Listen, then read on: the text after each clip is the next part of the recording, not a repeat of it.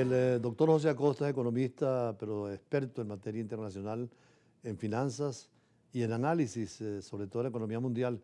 ¿Cómo ves el panorama mundial hoy con las economías, particularmente con esta nueva realidad, Rusia, Estados Unidos, Unión Europea y China, que son quienes manejan el tablero geopolítico de la humanidad?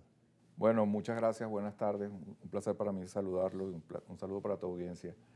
Yo diría que a partir de esta segunda presidencia de Trump ya se puede hablar definitivamente del fin de la Guerra Fría. Ya el mundo como lo veníamos concibiendo en términos de capitalismo versus socialismo, comunismo, ya no tiene sentido. Incluso yo diría que se han redefinido las derechas y las izquierdas. En algún momento se llegó a hablar de que la ultraderecha se asociaba con el nazismo, aunque el nazismo era nacionalsocialismo, era socialista. Pero bueno, para darle como mala fama a la ultraderecha se le asociaba. Hoy en día... Esto pasó en Alemania ahora, precisamente. Exactamente, vemos que ya la derecha no es una mala palabra en Alemania, no es una mala palabra en Argentina, y hay varios lugares donde bueno, la derecha está como de moda de nuevo. Ahora, cuando tú hablas de derecha e izquierda, en el sentido tradicional, Sí, señor. hay cuestionamientos en ambos lados. Por ejemplo, ahora Argentina, que escogió un gobierno de derecha más hacia lo que llaman el neoliberalismo. ¿Cómo está el problema de las criptomonedas, que ha creado un escándalo inmenso en Argentina, que inclusive ha cuestionado al presidente Milei, que tenía éxitos financieros y económicos? Efectivamente, yo estuve siguiendo ese tema con mucha atención y mucha preocupación, y la conclusión a la que yo llego de verdad es que me parece que fue una exageración de algunos medios que todavía están controlados por la oposición y por el kirchnerismo.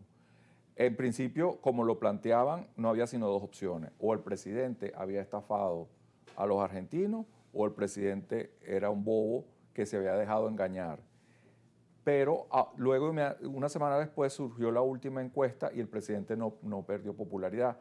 Entonces yo decía, pues esto no puede ser, o sea, esto es un caso muy grave, como lo planteaban los medios, y por qué la popularidad no sufre. Mi conclusión, en resumen, sin entrar en los detalles, que podríamos entrar si usted quiere, es que se exageró lo que había pasado. Efectivamente, el mundo de las criptomonedas es un nicho muy especializado, donde la gente que interviene en esas cosas conoce los riesgos, conoce lo que puede pasar, es de alta volatilidad, y efectivamente al final el ciudadano a pie, el argentino a pie, lo que está viendo es que hay una mejora en la macroeconomía de Argentina. Tal vez no hay tanta mejora en la microeconomía, que es lo que a las personas les interesa, pero estos temas de las criptomonedas realmente no lo afectaron.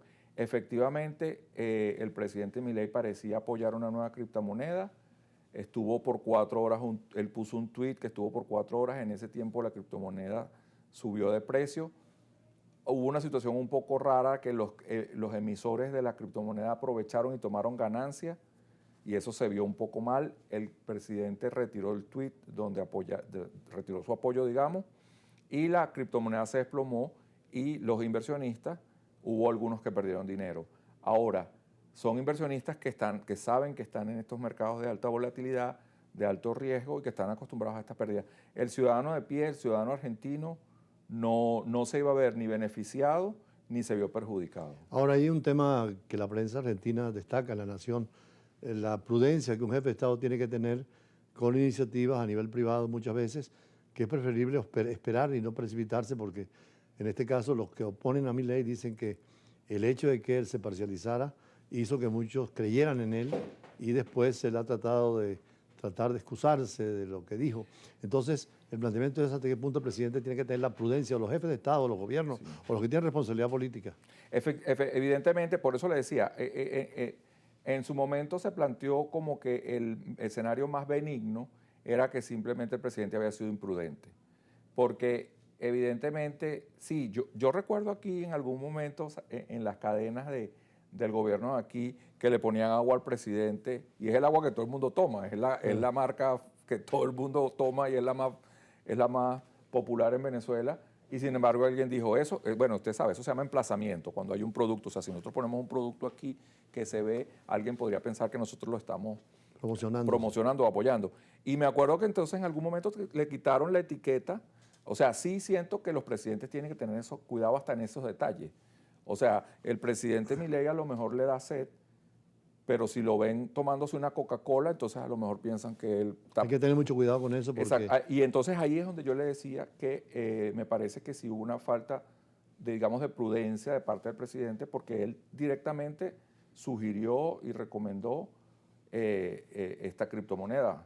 aunque algunos dicen que algunas imprudencias se hacen a propósito, sobre todo el jefe de Estado, con tesis, jugando un poco al póker, al todo o la nada, como el presidente Trump, pero que tiene su diplomático para después suavizar y llegar a acuerdos, como pasó con Panamá, por ejemplo. Claro. No es tomar el canal, pero hizo que el gobierno de Panamá reflexionara y llegar a acuerdos que favorecen a Estados Unidos.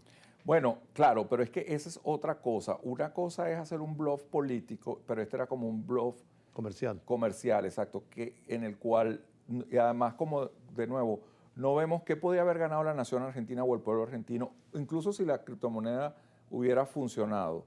Entonces sí me parece, evidentemente, como le decía, que hubo un poco de imprudencia, tal vez, como él no es político, no está acostumbrado a ese actuar político, él siguió actuando como una persona privada, y de hecho él lo dijo, yo en mi cuenta personal, sí, pero tú eres el presidente de Argentina, y lamentablemente eres el presidente de Argentina 24 horas al día, tú no puedes decir porque es sábado, porque es domingo, o porque es después de las 6 de la tarde, que entonces en ese momento, o sea, ¿en qué momento te quitas el sombrero y te pones el sombrero de presidente de Argentina? Realmente el presidente de Argentina es el presidente de Argentina 24 horas al día por los 4 años que fue electo. A raíz de esto, en el tema económico y financiero, tú que has sido y has trabajado en banco, en muchas experiencias acá y en el exterior, eso que en Europa se ha impuesto y en Estados Unidos es la educación financiera desde la escuela para que los niños, los jóvenes, al ser adultos, manejen mejor sus economías personales y a nivel de este tipo de iniciativas, por ejemplo, las criptomonedas.